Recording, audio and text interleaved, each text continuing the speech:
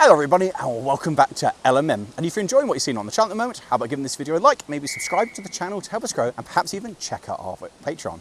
Today I'm here at the Foxfield Railway for the Knotty 100 event, celebrating 100 years since the end of the North Staffordshire Railway with these, the Knotty coaches, which look absolutely beautiful.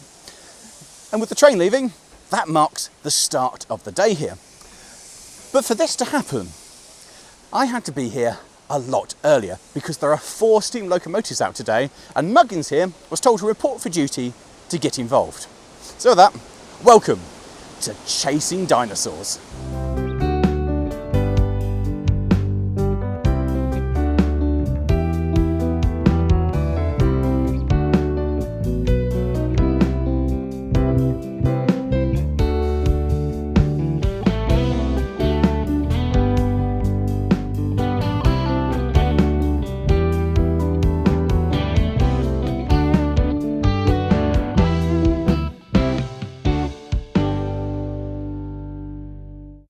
It was painfully early in the morning when I arrived at the Foxfield Railway to see the stars of the event.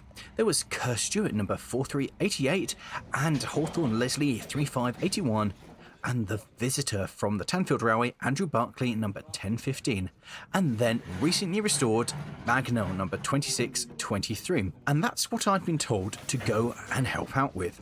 And as the crew cleared out the smoke box and did their inspections, I was told to lay my fire, and then, once the crew were happy with it, to light a match and set fire to it. Now, I'm most happy when I'm on the shovel and lighting up a locomotive, but there's always a certain amount of trepidation when it's an engine you've never done before and the crew have just told you to get on with it. On the other hand, it is just a steam locomotive, so it's the same principle of get the fire going, add some wood on top of it, and basically at that point, hope for the best and let it start burning.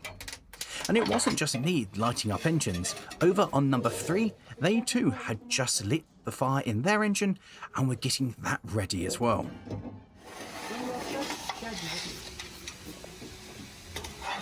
By now, the Kerr had also been lit up as well and was slowly starting to show the signs of life.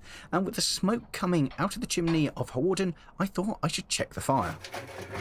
And with the wood taken hold, I added some coal to my fire to really start generating some heat to bring the locomotive round ready for its day's service.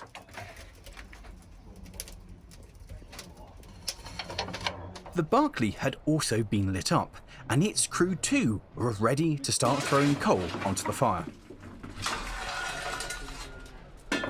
And with the fires lit and burning well, everybody got to work getting the engines ready for their big day. And I was given another job suited to a man of my skill set.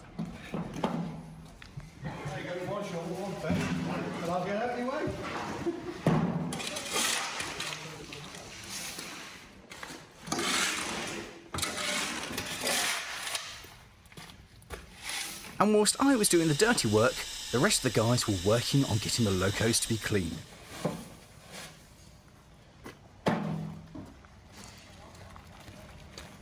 Here's one I used earlier. As I made my way back inside the pit, the weather decided to be less than pleasant. And although I was doing one of the most mucky jobs, I realised actually it wasn't too bad because it was getting very, very wet.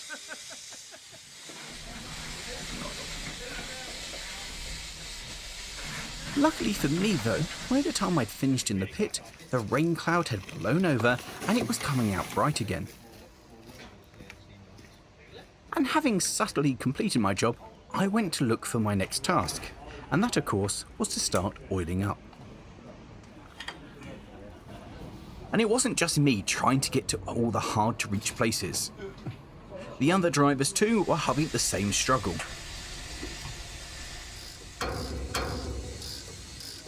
However, we had a cunning plan.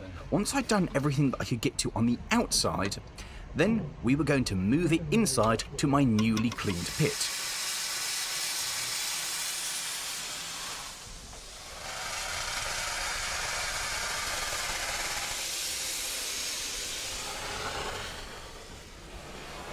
Before I could go underneath though, it was time for the morning briefing, and once again the weather had decided to be unpleasant and the rain was coming down.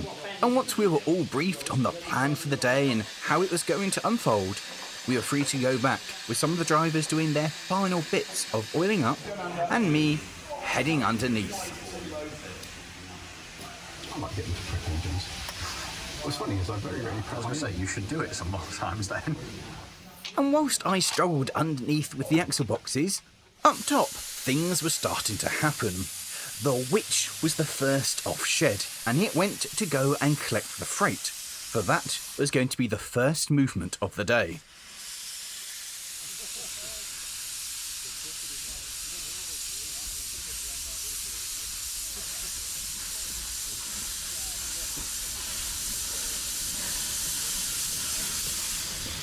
And as soon as it was out the way, number 3 was free to follow it. But before it could go pick up the coaches, it had to visit the coal stage to be loaded with coal for the day's working. And once the crew had filled the bunker, it headed off in search of the Knotty coaches.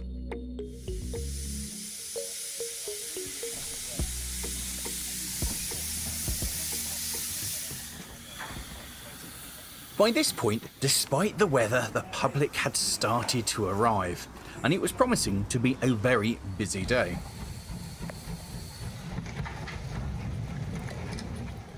By the time that number 3 had got itself onto the passenger train, the Kerstuart Witch had made its way sufficiently out of section in order for the passenger train to leave.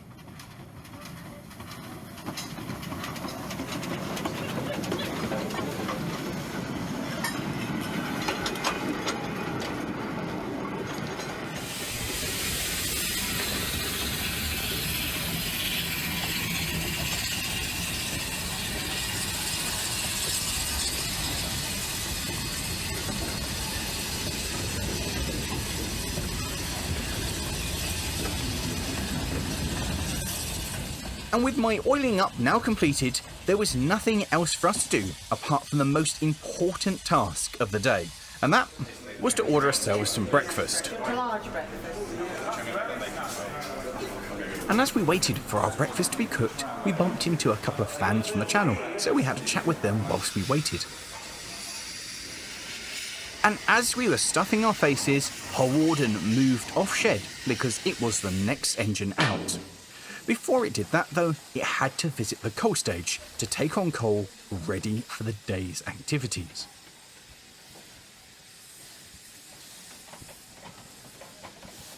And due to some extraordinarily poor timing, I arrived just at this moment.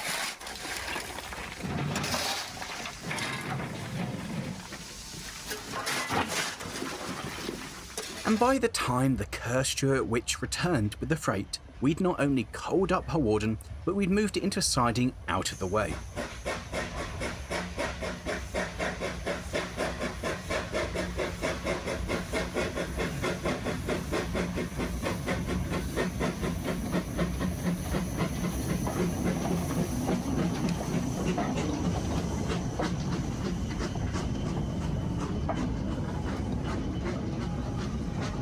And then, as the rain started again, we can marshal ourselves to the back of the train and couple up ready for our run.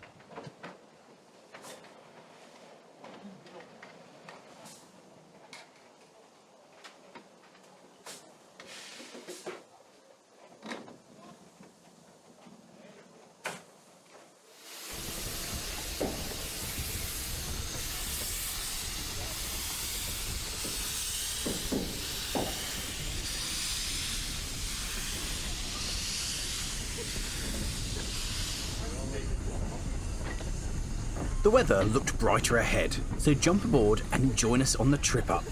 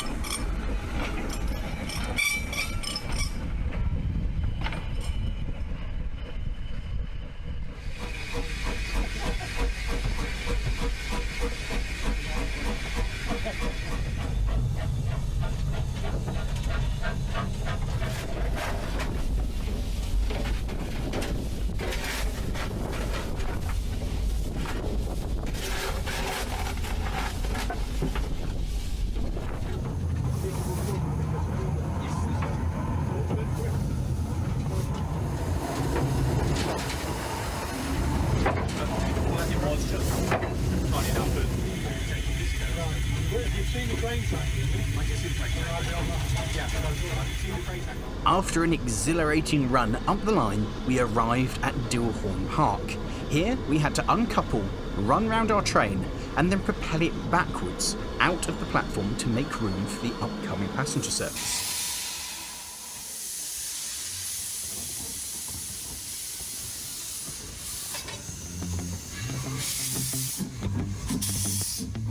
There is always something very exciting about seeing a steam locomotive in motion, but knowing that this was only its third trip out since it was overhauled made this all the more special. So many countless hours went into making this work again.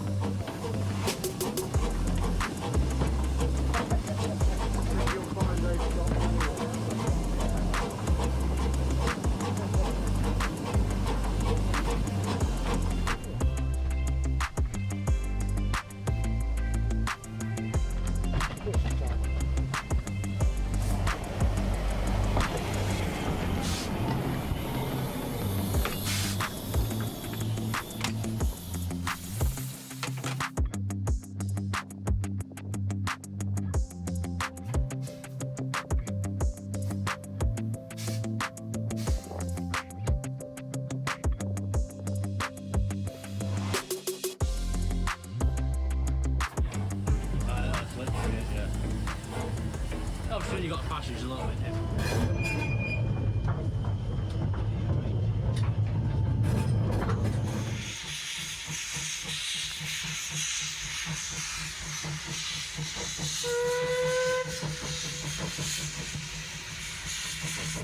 With us out the way, the platform was clear for the visiting Barclay to arrive with the passenger service.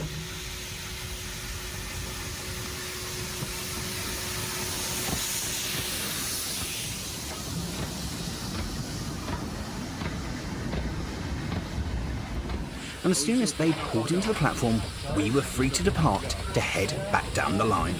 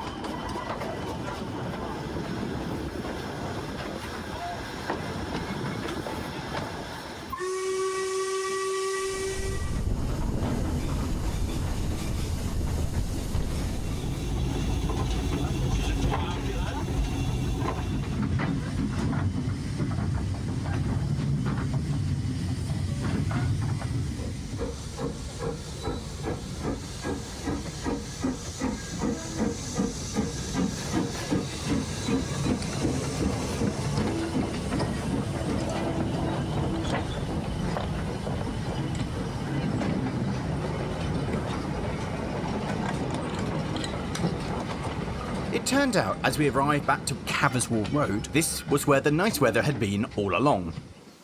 Or not. Which was disappointing, because up next was Hawarden's rededication, and this was going to be really quite special.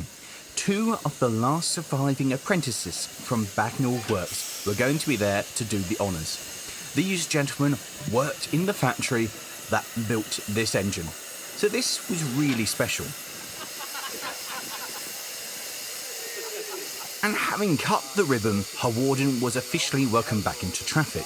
Having a living link with the locomotive's past and being able to celebrate the people who helped build machines just like this was a truly special occasion, and something that sadly we won't get the opportunity to do much more of, as these are 2 of the 3 last surviving apprentices.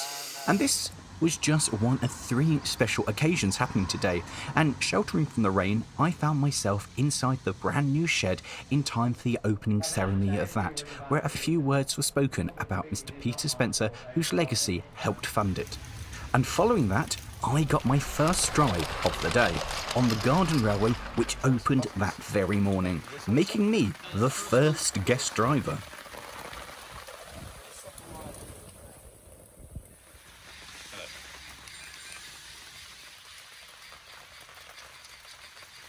bit like the TKP. I was so engrossed in the model railway that I missed the next passenger departure, with the visiting Andrew Barclay Horden at the lead. And despite the blue skies, it was still raining.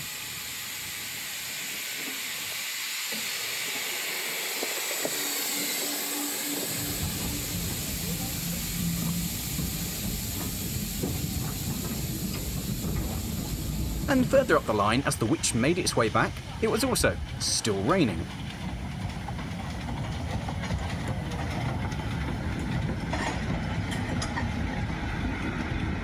So I made the sensible decision to stay in the dry and have a wander around the museum, particularly having a look at the North Staffordshire tank. And while staying in the dry, I got to bump into a couple more fans of the channel and have a chat with them.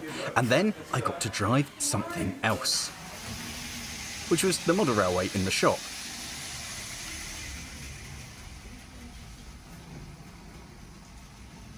I really need a train set. It just makes me happy. And whilst in the shop, I helped myself to a couple of items to give away for the upcoming 70k and 10 million view stream. By now, outside, the weather had improved dramatically as the little Kerstuart pulled into Caverswall Road with the freight.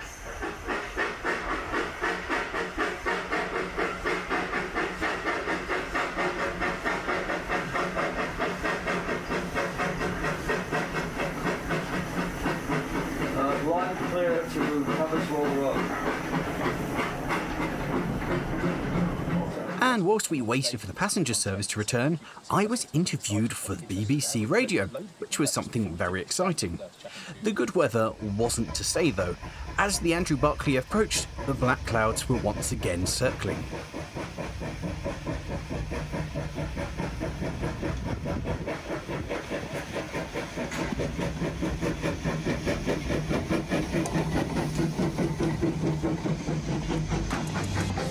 And whilst it stayed bright and sunny long enough for Horden to come out of the yard ready to attach to its train and for me to chat to more fans of the channel, by the time it was time to leave, once again, the rain was coming down.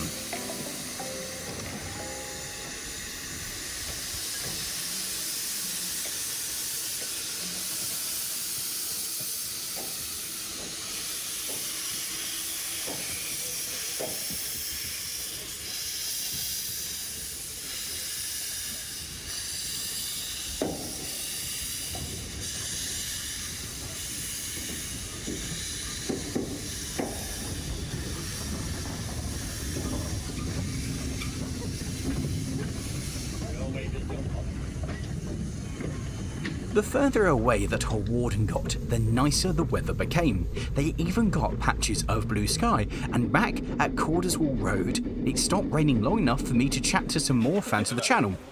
But by the time that number 3 was leaving with the passenger service, it once again was raining.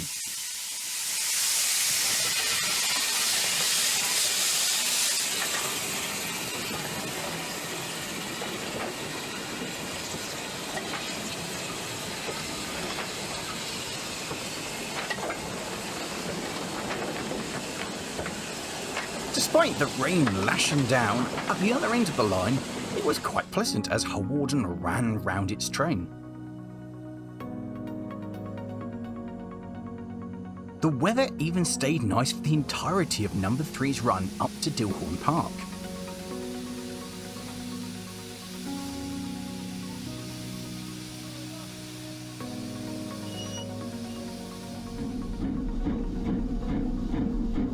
And amazingly, the weather stayed dry all the way back.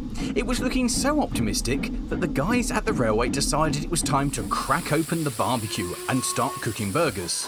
Number 3 appeared in glorious sunshine, and we thought that we were set for the rest of the day.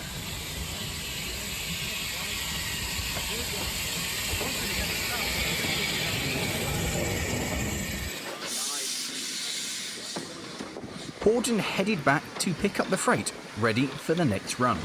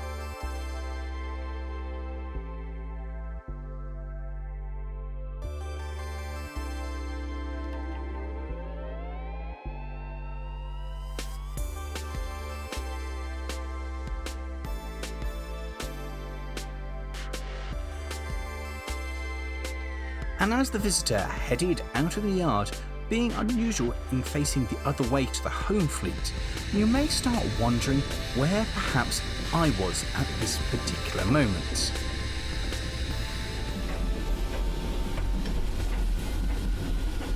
Well, yes, you've guessed it. When you're asked if you want to come for a ride, you don't exactly say no, do you?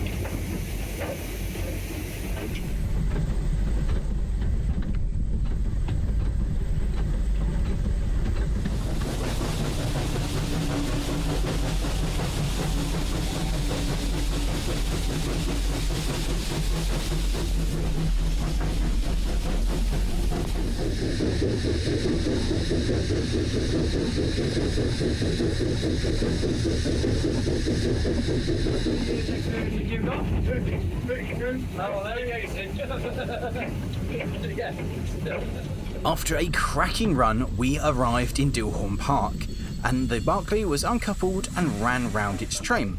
However, it didn't come back onto the other end. Instead, we got Marston, Thompson and Evershed number 3.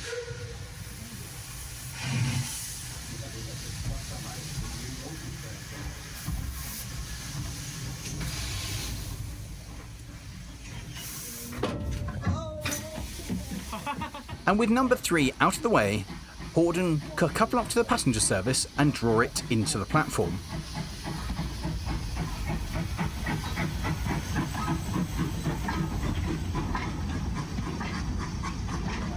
I elected to go back on the brake van and sample the delights of being in the freight set.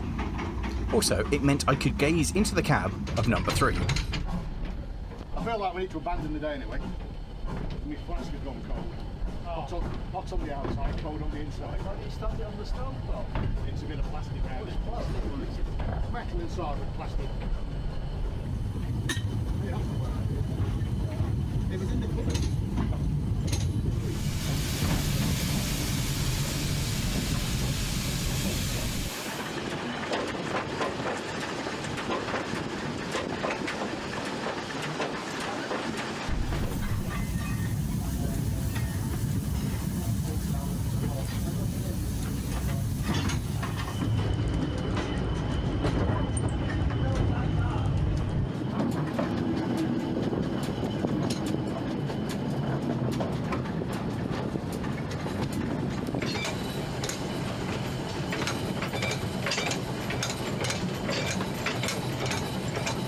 Having arrived back at Cordishall Road, I chatted to more of you lovely lot, as Warden ran round ready to pick up the passenger service for the next run up.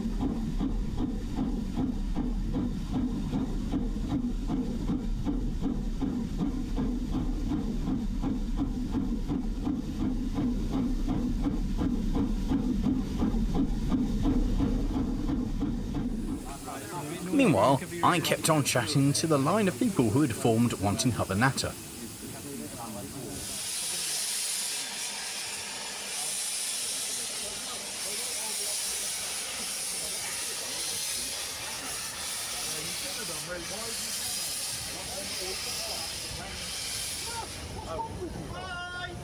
See you later. Listen, you're ready.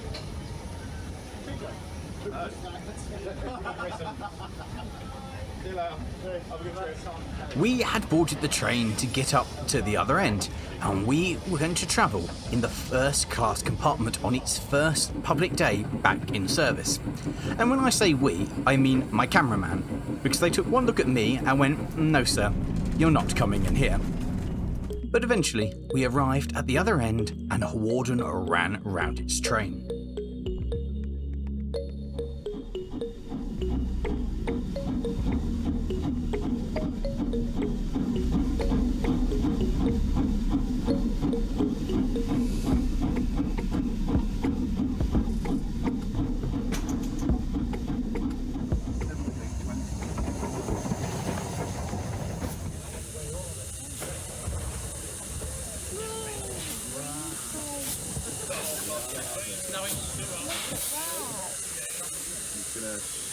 With the weather looking better, we decided that it would be a good idea to go lineside. This turned out to be a really, really bad idea. But with all great disasters, it started off just fine.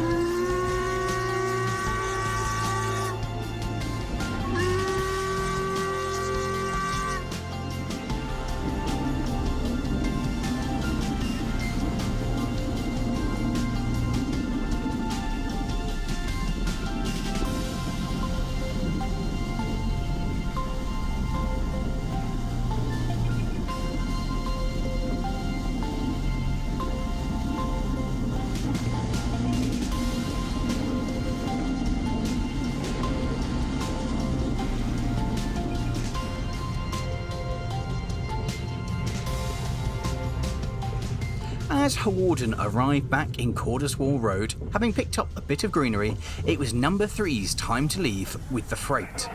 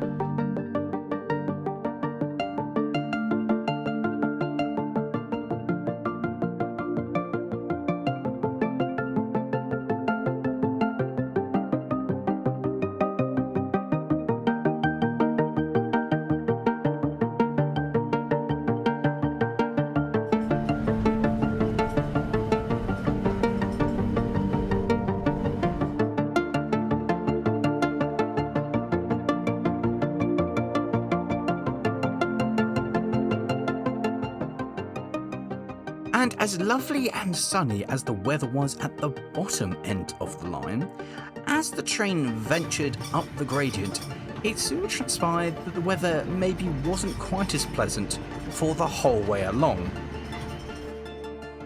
In fact, it transpired that where we were, the weather was awful.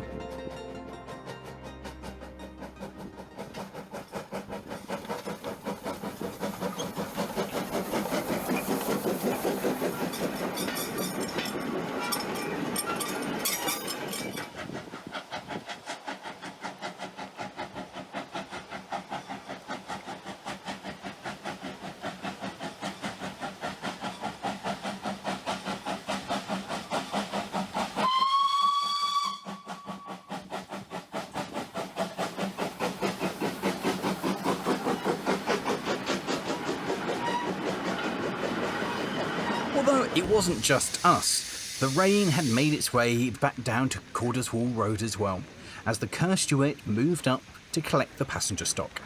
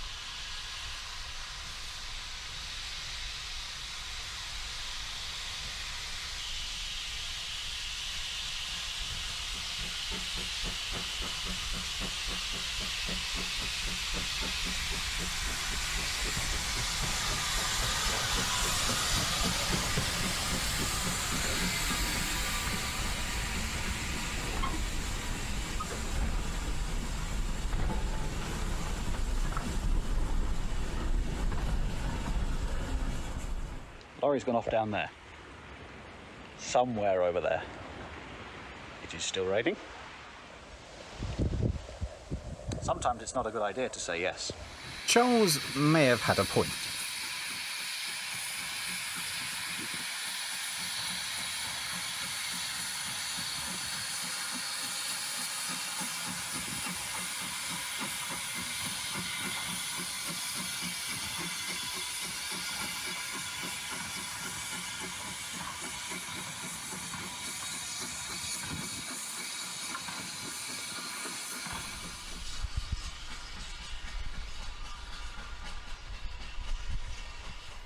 We thought it stopped raining, so we thought we'll go lineside and get you some wonderful video for the video of the whole video.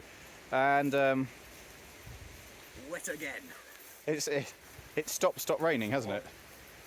What? What's rain? It's lovely and sunny here. Like a dog.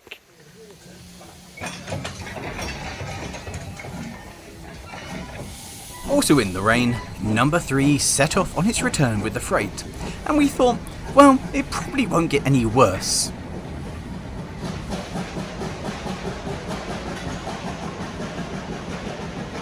We were wrong.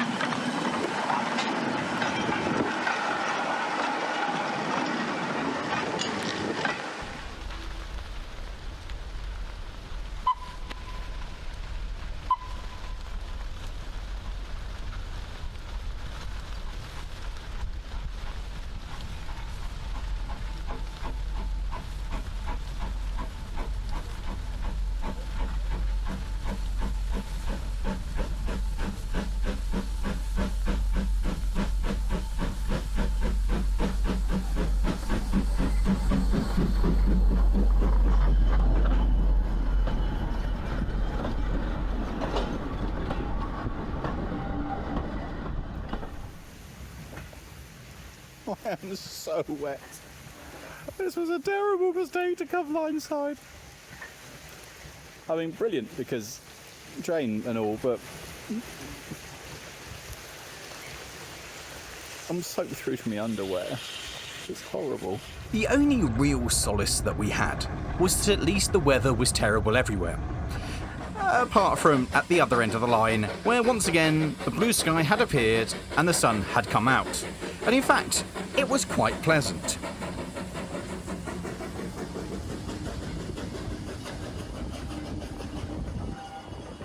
And next up, leaving in full sun, was the Barclay.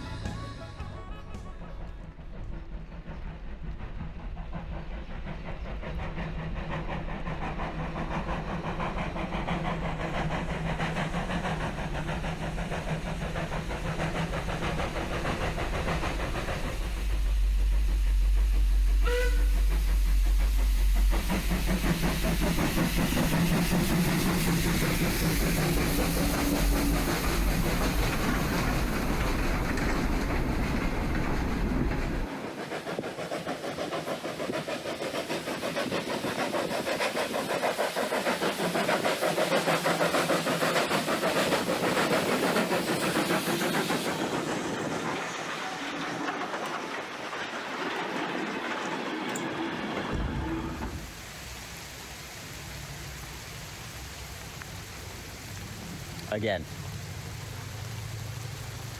I need to stop saying yes to anything because it's even worse than it was.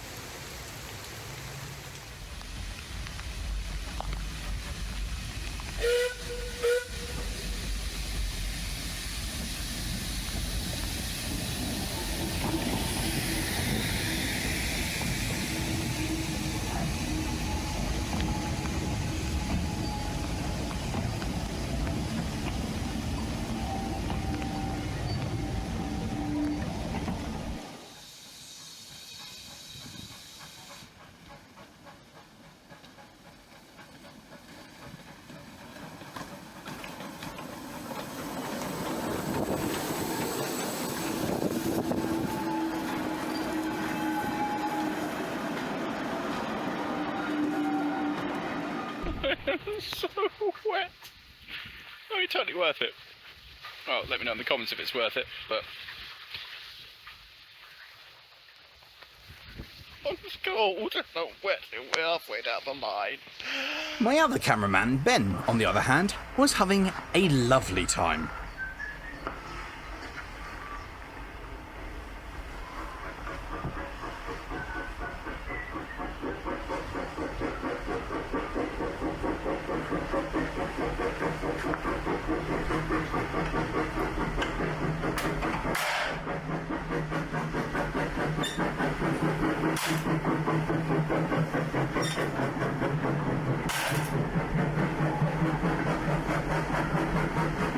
By this point, both me and Charles and our cameras were completely sodden, so when the freight crew asked if we fancied coming back in the brake van where they had a lovely stove that we could try and dry out and get some warmth back into our aching bones, we gladly accepted.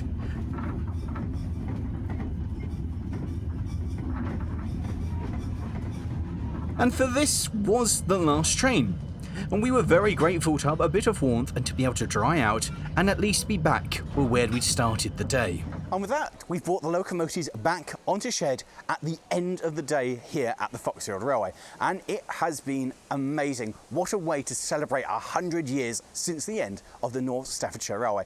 And as a point, those coaches look incredible. What an amazing set to put out, and how important to be able to tell the story of the railways that have been and gone. It's an experience to be able to go out to them and travel behind them on a steam engine. And frankly, I am absolutely knackered now because I've been doing far too much, meeting so many of you lovely people. So thank you to all of you people who came along to meet me. It's been a pleasure to meet you. I've been on different engines, I've been doing lots of stuff, and I'm very, very tired. So if you want more information about the Foxfield Railway, do check out their website, it's in the video description. And next year, they're hoping to build on this event and run a proper gala again. And that means heading down the colliery. And for that, they'll need your help. So if you want to get involved with running the railway and helping the planning and making everything happen for next year, where you'll be able to see engines charging up the bank again, like they would have in industrial service, get in contact. Links in the video description where you guys can come and be part of this railway. And with that, thank you to the railway for having me, thanks to all of you for coming, and thank you for watching. If you have enjoyed this one, how about clicking somewhere over there for another video of similar things that we've done, or one of our local reviews down there. And with that, I've got a 4-hour drive back to Ipswich. So I'm going home.